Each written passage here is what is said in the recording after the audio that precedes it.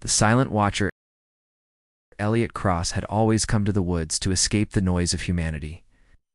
The incessant traffic, digital buzz, angry headlines, it all melted away in the amber quiet of the forest. Today, though, there was something different in the air.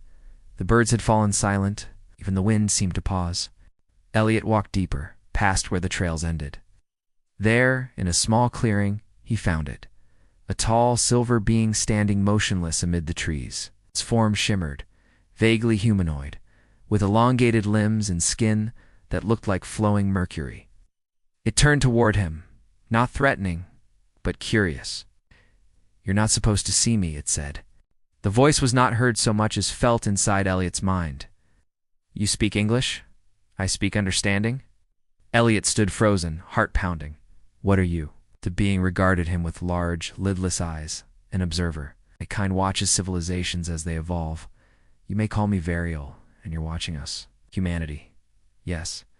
For the last 4,000 rotations of your planet." That number hit Elliot like a truck. 4,000 years? Longer than most species survive after reaching the nuclear threshold. You are an anomaly. Elliot sat down on a mossy stone. "So, what have you learned about us?" Variel tilted its head. "Would you like the comforting version, or the true one?" "Both. You are resilient, creative. You strive. Despite division, you build. Your capacity for empathy, for connection, it defies your survival instincts. You invent art from suffering, music from silence, kindness from fear. No other species we have studied creates meaning from the void the way you do. You are beautiful, in a tragic, unfinished way." Elliot smiled faintly.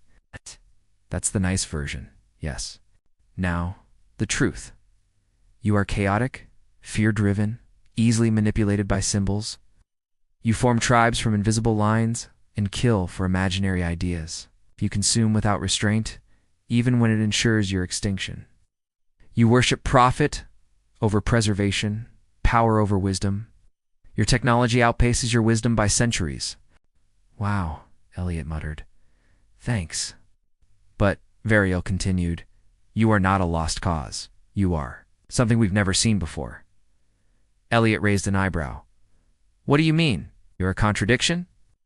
"Most species self-destruct within 2 centuries of unlocking their planetary communication systems. You should have destroyed yourselves by now." Elliot chuckled bitterly. "We've tried. Yes, and yet you survive. Barely. Why? Your people should not have lasted past your Second World War. You nearly perished in pandemics, in ecological collapse, in ideologically fueled extermination. But again and again, a few among you resist entropy, like heroes. Sometimes, but mostly. The invisible ones. The nurse who returns to a war zone. The teacher who stays during a famine. The child who plants a tree they'll never see grown. You are saved not by your leaders, but by your outliers." Elliot's breath caught. He thought of his grandmother, a refugee who fed neighbors before herself. He thought of his friend Mateo, who spent his weekends cleaning rivers no one cared about. "Is how you watch all of that?" "Yes, and we debate constantly what you are. Some call you a failed experiment. Others believe you are the embryo of something extraordinary, a kind of consciousness we cannot yet define." Varel raised a hand, and a glowing sphere appeared between them. It pulsed with images. A mother shielding her child from bullets. Strangers forming a human chain to rescue a dog from floodwaters. A solitary man planting trees for 40 years. These are your quiet revolutions. They do not make history books. They are what keep you from collapse. Why are you showing me this? Because your species stands at another tipping point. And you, Elliot Cross, are about to decide something very small. It will echo very far. Elliot frowned. "Me, I'm nobody." Variel stepped closer. "No one is nobody. A kind word in the right moment can prevent an atrocity. By a single question can unravel a dogma. You are all catalysts, whether you know it or not." Variel turned toward the sky.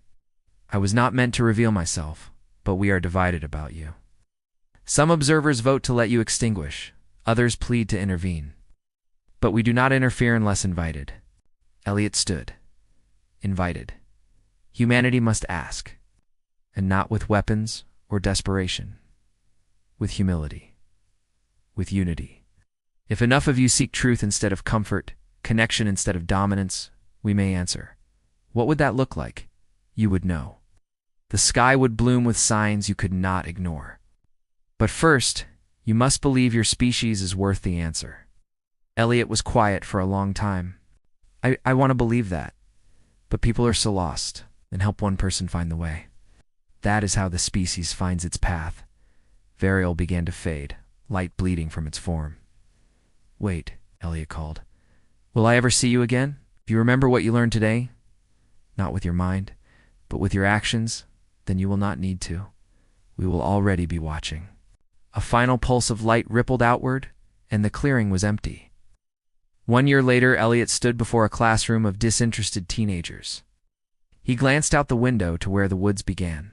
The memory still burned behind his eyes. He leaned on his desk. You ever wonder what an alien would think of us? The students barely looked up. He smiled. I met one once. You wouldn't believe what it told me. ...